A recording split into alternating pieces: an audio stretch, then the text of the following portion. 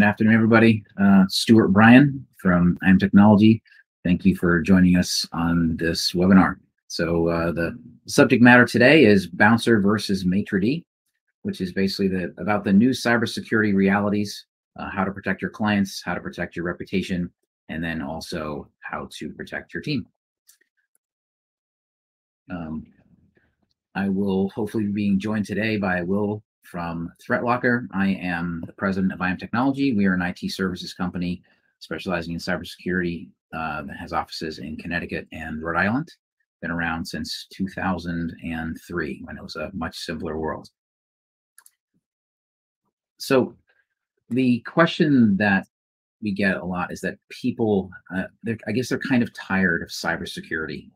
They're tired of hearing about it. They're tired of trying to jump on a webinar, pay attention to it. They're trying to, there's a level of exhaustion that's come along with that. And so why did I choose to have this conversation about cybersecurity now? And the reality is that since the COVID shelter-in-place orders came through back in 2020, it began kind of a sea change that occurred across our client base, across this world.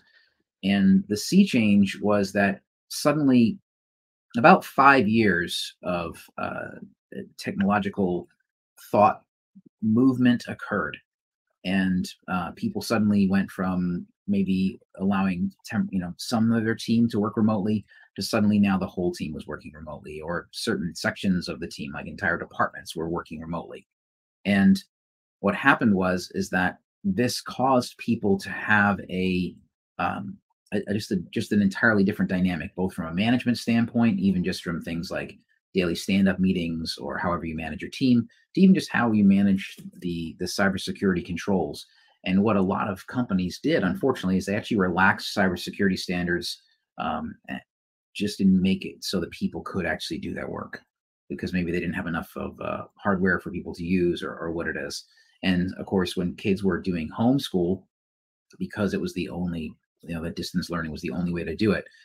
Sometimes even the folks who are working from home are sharing their computer with a spouse, significant other, or a child. So more and more people are starting to come back into the office. As a matter of fact, there were some articles that came out a couple weeks ago that were talking about the fact that they're maybe recommending like a 3 days in the office, 2-day from home type hybrid environment. Or some companies are saying, no, you're fully back. Other ones are saying, no, you can work remote. But the fact is that more and more of these organizations, they've got empty buildings, and so they're going to start bringing their teams back. Not only that, but obviously there's certain synergies that are created when people are in the office, right? That esprit de corps that comes up, that opportunity to get that synergy, spin your chair around, have a quick conversation with a colleague, or walk down the hall to their cubicle or their office and just chat about something. You can facilitate those things through things like Slack and Teams, but the fact of the matter is there's just a certain amount of difference that's created when somebody is in the office. And so, but during that shift, some folks decided, like, hey, we're going to work from home. I'm going to change where home is, because maybe I only worked where I worked because it was related to, the distance I'm willing to drive from my house. But maybe they like the job, or maybe the employer likes a staff member and they're trying to retain them. And so they allow people to transition to a full remote environment. And that is something that is definitely an opportunity to do that, and make it so that those folks could now continue on in a full remote method. And obviously, the fact that maybe you had to redo your hiring policies, your onboarding policies, your whole workflow for that kind of stuff, to make it so that people could, in fact, work remotely for you. Maybe that's allowed you now to go after some talent that you maybe couldn't have previously, because now you're able to go for talent that are the most skilled in that role, as opposed to the most locally available skilled person that you can actually then interact with. So it's really been kind of a shift in the how people think about work and staffing and even just managing folks for that. So Will's going to join us here in just a minute, but let's move on.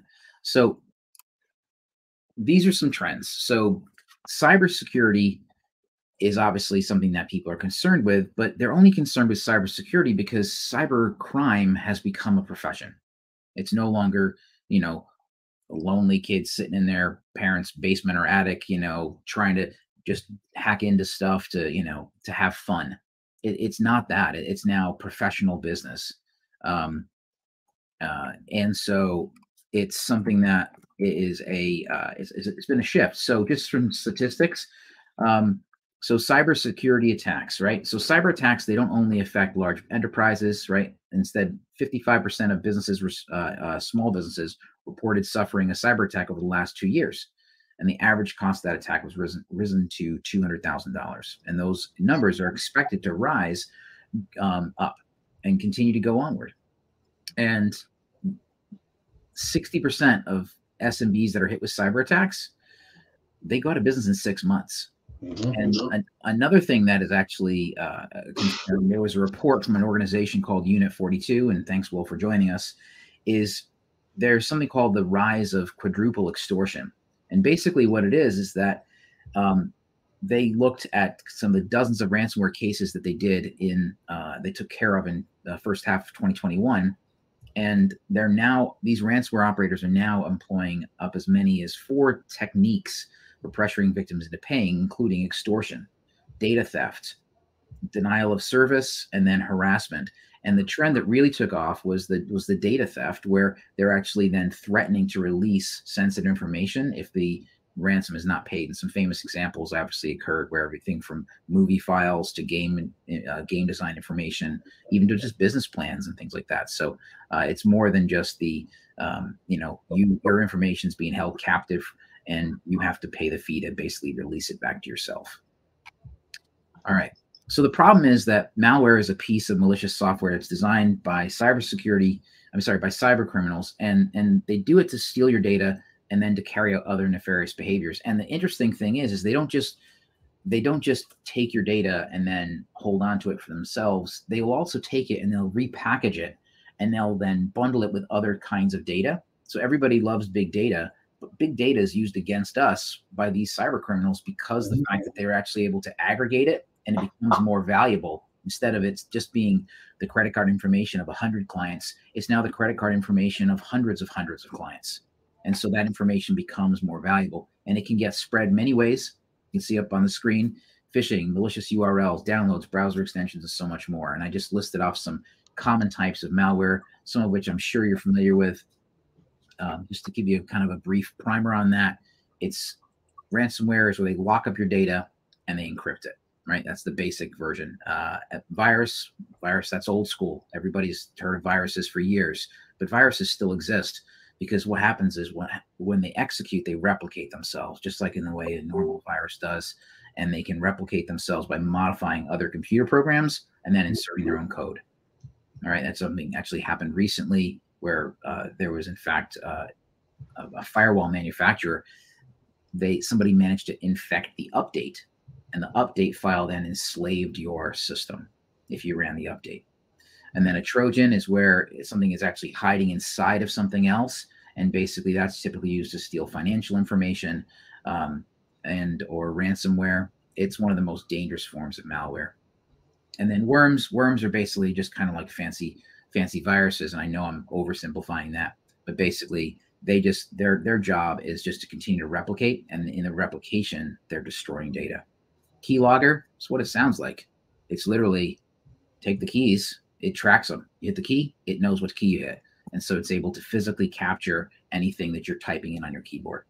Yep. And then spyware, it's watching you, right? It's able to see what you're actually doing. It's gathering your information, and then it forwards it onto a third party without your consent. So we're going to go into the 3 steps that you can take. And the 3 steps that we're going to be talking about are going to be next-gen email protection, default deny, and zero trust networking. And I'm going to bring Will in on that section there. And then also supercharge your current stack. And we can go into what that means. So let me just give you a quick example. About 4 years ago, we were hired to come in and take a look at some different businesses. And the interesting thing is that in a short period of time, every single one of those companies had been hit with not with a ransomware demand, but in fact with fraudulent wire transfers.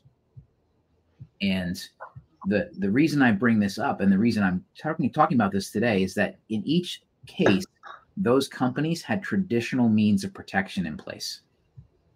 And unfortunately, those traditional means were not able to stop those thefts from occurring.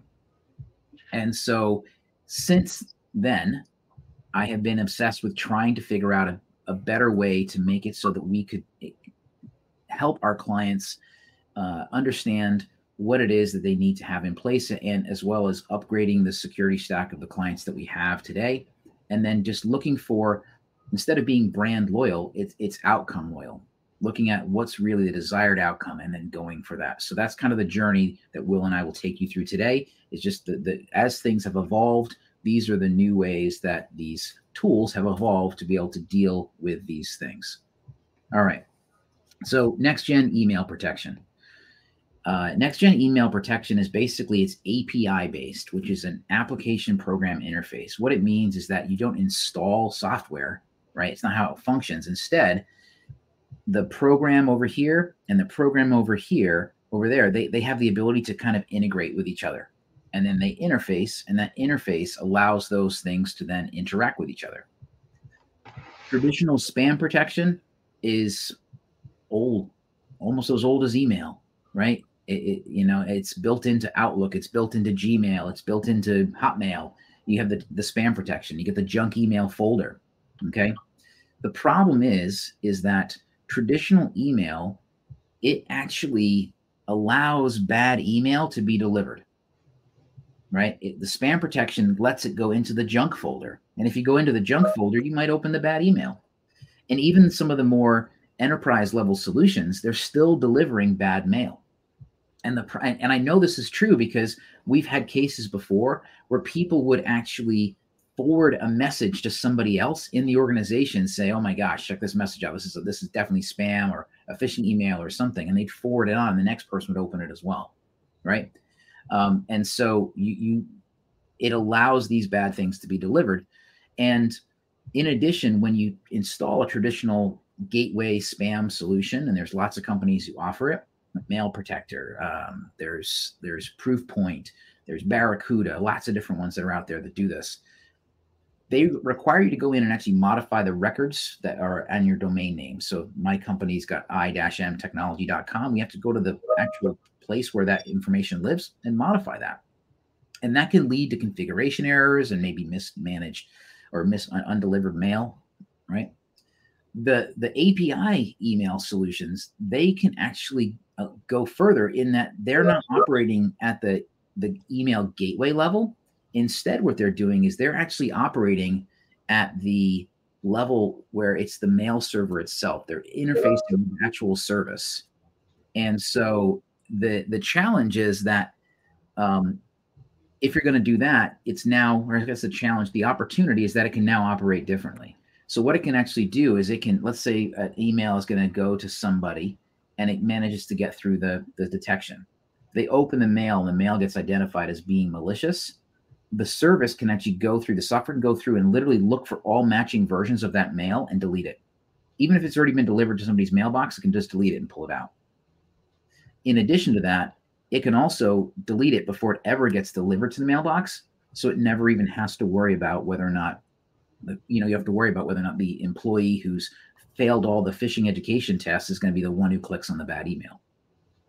All right. Just to be clear, it does not include email encryption. You may need to still have some sort of a service for that, or use the tools that are built into the programs, such as Outlook or in the Google Workspace software. But beyond the encryption, it's able to provide you with great protection because it can stop you from having bad mail delivered to people who might not be educated in how to better, or how to properly vet that information to find out if it's good or not. And of course, the best answer always is just slow down, right? Don't click fast, and read slowly and click slower. And then some of the better solutions that are out there, they can actually even protect Slack and storage solutions like Dropbox. All right. I'm going to give you some brand names that are out there, just some things to actually maybe give you an idea of who you might be looking for. And they're listed right there, right? So Avanan, Area 1 Iron Scales, Abnormal Security, and then also you've got Datto. Datto just bought a company, and they've rebranded that as Datto SaaS Defense. All right. Okay. And so some of the better things that they can do too is they also have the ability to sandbox. All right.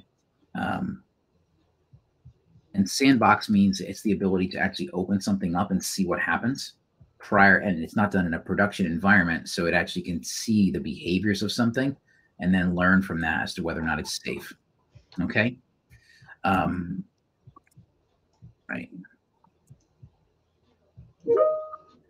All right, next up.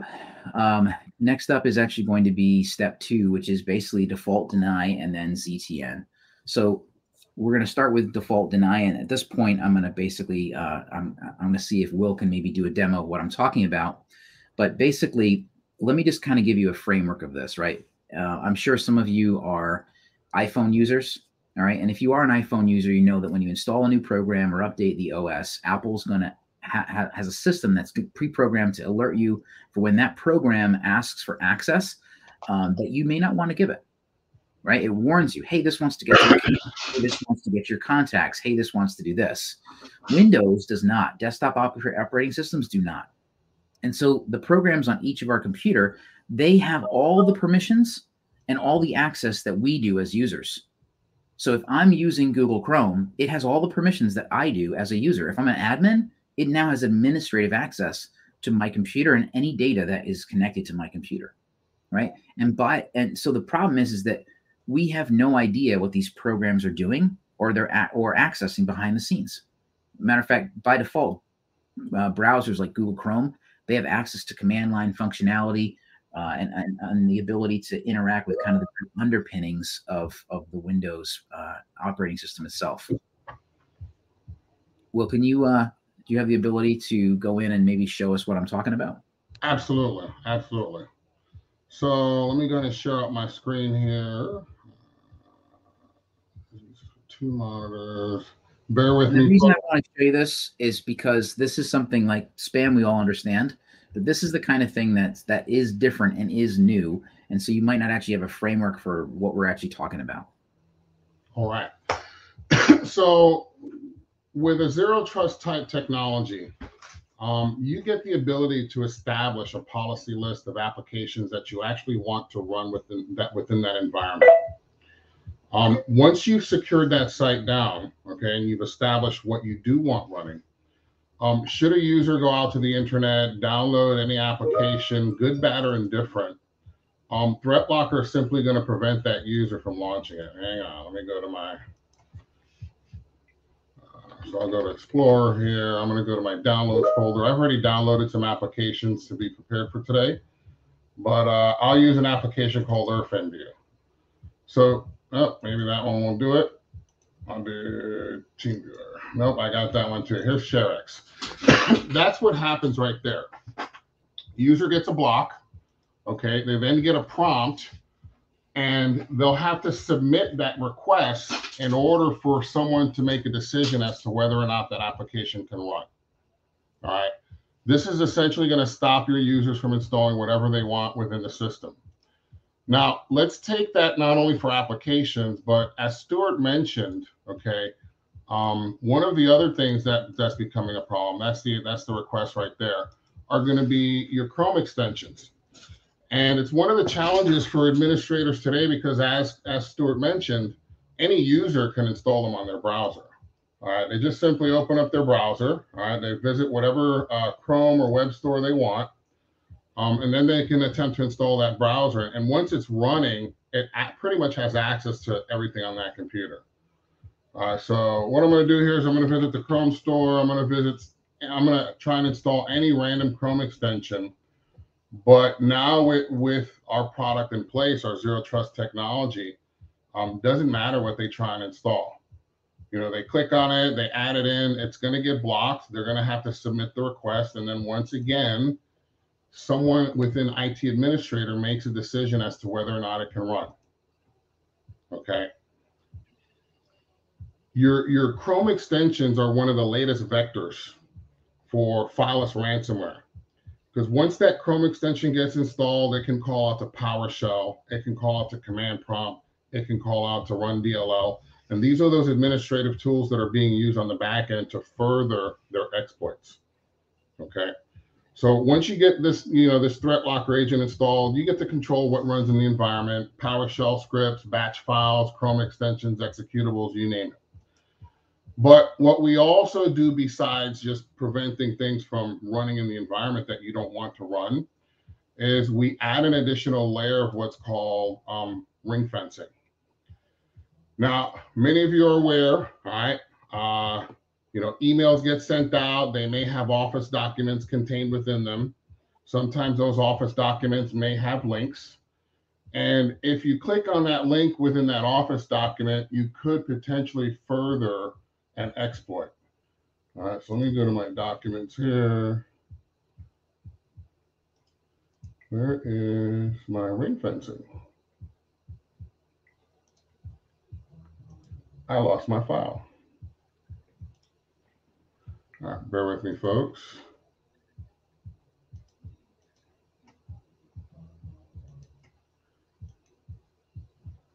Yep, I somehow lost my ring fencing. Well, just to kind of basically give you an example, if application whitelisting is the entry list to get to the restaurant or into the club, then ring fencing is basically hiding the good china. Yep. It means that basically they can't get to the things that they ought not be able to get to. All right. And so, Will, we're just going to move on and I'll jump back into the presentation. Okay. Go ahead. So, let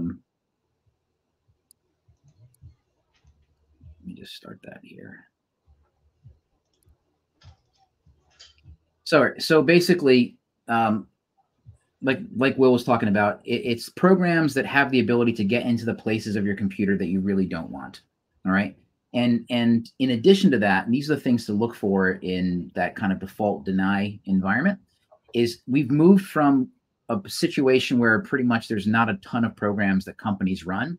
Instead, there are now dozens and dozens and dozens of programs, and dozens, even more than that, of things that are in people's browsers. And so instead of having to go to a blacklist where we say, okay, we're blocking these programs, there's too many unknowns. You don't even know what other programs are out there. So you can't go with a list of bad things. You have to go with a list of good things and work off of the good list. So you approve the good list. That's the entry list. That's the application whitelisting. And then even if you do approve the good list, you tell them what they can get to. You don't have access to the registry. You don't have access to command line. You don't have access to this.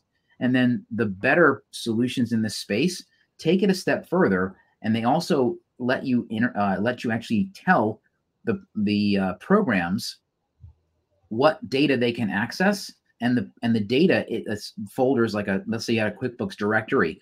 The only program that can access the QuickBooks directory is the QuickBooks executable, that program itself. The user has access to the QuickBooks folder so they can run it, but the program itself can access the folder even if the user has full access. Let's say there's a report in there that you put in the QuickBooks folder, you downloaded it and ended up in that folder. Maybe it's, I don't know, maybe it's payroll. The user couldn't even access that because the only thing on the computer that can access the folder would actually be the QuickBooks program itself, right? And that's what storage control can be used for. There's lots of other ways it can be used, but for the sake of time, we're going to keep it to this particular use case. Now, these are just some examples of application whitelisting vendors. ThreatLocker, who Will is an engineer for. There's also PCmatic. There's McAfee Application Control. There's also Manage Engine by Zoho. And the thing is that not all these are created equal. So you'd have to look for the things, but the best applications, the best programs that are out there, they offer these three things. Okay. And maybe they even go a step further. And for example, last year, a vulnerability, or it was discovered in Zoom, that put millions of people at risk of cyber attack. Why? Well, because Zoom was allowed by everybody. Teams was allowed by everybody. GoToMeeting, all of it was allowed by everybody. You needed to be able to tell Zoom what it could and could not do. And you don't get that unless you have this kind of software in place. The last thing is zero trust networking. Basically, it's just an approach where you assume that every connection could be an attack. And so you're denying that, right? You only allow certain kinds of connections, because you can even go in and segment your computers in the network from each other. They can get to the server, but they can't get to each other, or they can get to the printer, but they can't get to the server, or whatever it is. Basically, it's a deny first approach. And some example zero trust networking vendors are Illumio, Guardicore, Cisco, VMware, and there's many, many more that are out there. But to be clear, it is not a replacement for endpoint detection and response software. And that's step 3. That's the last piece, is supercharging your stack. So EDR, endpoint detection and response, is basically, if you can think about it, it's kind of like antivirus, but on steroids. It has the ability to do more, to see more, and to be able to actually report back on more. And to be clear, some of the ones that are not EDRs are Webroot, ESET, Norton, McAfee Antivirus, or Endpoint Protection. They may sell versions that are, but their basic versions are not. Who is a good vendor for those things is SentinelOne. It's Microsoft Defender for Endpoint. To be clear, that's not the Microsoft Defender that comes loaded with Windows. It's actually a 365-based subscription, and it's an additional piece. And then CrowdStrike is another good option. All right. And then MDR. All right. Managed detection and response. If EDR is the fire alarm in your building, well, MDR is the fire department. Okay. It's got the ability to act. And how is that have the ability to act? Because what it does is it blends humans with machines, right? It makes it so that there's a team of security experts who are reviewing the logs and the alerts that are coming from the EDR. They're applying their logic to it. Some of these are also boosted with AI and additional logic, but they are actually using humans, some sort of a SOC, Security Operations Center, to actually respond in real time for the very best to these kinds of threats that are coming. So the EDR says, help, we're under attack. And the MDR actually, they look at it and they say, oh yeah, this is what it is. And then they tell you how you should respond. Just some example MDR vendors: Red Canary, Alert Logic, Rapid7, Safion. Those are all companies that are MDR or offer MDR services. All right. And they typically have their tools or somebody else's tools that they're leveraging, but they add human engineers who take a look at it, these security experts, and they see what's going on. All right. And what it does is that they pull telemetry from the EDR and then they analyze it to find out what's going on. Okay. The next thing is MFA, multi-factor authentication. I'm sure you're all tired of it. All right. But it is basically this. It is something that you have and something that you know. That's typically that's multi-factor. But you want to make sure you're protecting your computers, your VPN connections, those software as a service applications like NetSuite or Salesforce, as well as vendor and partner websites. And you want to make sure that it's 100% compliance in your email, whether it's Workspace from Google or Microsoft 365. And then some additional, if you want to secure your computers as well, some additional, or even do single sign-on, there's some example MFA providers right there. Where to start? This is what you need to do. You need to evaluate the tools you have in place and see how long they've been in place. With all these changes in the last 3 years, your IT vendor or department should have been talking to you about these things. All right. If you've had the same tool for 5 years without anything getting added, you may need to be concerned, or at least see how that tool has been upgraded. You also want to maybe consider engaging with an organization to conduct a cybersecurity risk assessment and evaluate how vulnerable you are. And remember, this is not an audit. They're not going to give you like some sort of a certification. This is just an assessment to tell you how vulnerable you are. Okay. And then the easy things, get those layups taken care of, right? Make sure MFA is enforced in Workspace and 365. It's free. It's free. It doesn't cost you anything. It's just a setting. All right. And then also make sure you have cybercrime and cyber liability insurance, because the fact is that many people on this call today will actually be victims of a breach in some manner at some point in the future. So be smart about it. You have building insurance and liability insurance, because sometimes mistakes happen and things happen. It's no different in the world of cyber. Talk to your agent, and then don't skimp on the coverage limits. I'm not an insurance agent. I don't even play one on TV, so I can't tell you what to get. but make sure you talk about it and do a reasonable assessment of what you should be protecting and for how much. And if you want to learn more, there's a contact us link right there, as well as our toll-free number. I'd be happy to dive into this in more details. And then the last thing I just wanted to mention is the fact that, look, we make this available to our clients, but we're going to be offering 10 cybersecurity assessments that simulate a successful phishing attack. We'll basically go through a questionnaire with you to talk about understanding your environment and what you have in place from a policy standpoint, and even some of the other things you need to have in place. And then while we're talking on the phone, myself or one of our team will send you a file that you can then have run on 2 to 3, 4 computers. And that file is the kind of file that you might get in a phishing email. And if it doesn't work in your information management system, if your cybersecurity tools stop it, that's fantastic. But I can tell you, having done this dozens of times, I've never had it stopped even once. So, but see if it stops it. And if it stops it, great. But if not, it's going to give us some information, and then we'll just book a 30-minute review meeting where we dive into those results. I'm not trying to sell you anything, but it will reveal where those blind spots are and maybe some of those weaknesses. And it doesn't matter if you have internal IT or external IT. The information is useful, actionable information.